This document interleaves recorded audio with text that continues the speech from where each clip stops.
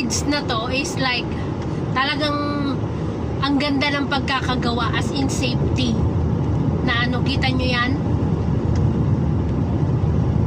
talagang ano siya, totally ano talaga siya, built from the ano, very quality materials. You see that? Ang lalaki ng mga ano niya. So kung sakali mang banggain ng mga ano, mga barko, is hindi siya matitibag. Nakita nyo yung ano, yung haligi niya, as in napakalaki. Ayan, yan. Ito, itong madadaanan natin na to. Yan, napakalaki yan. Parang ano siya, talagang gawa talaga sa hindi tipid na materyales, as in kita nyo pati yung mga ano niya, yung mga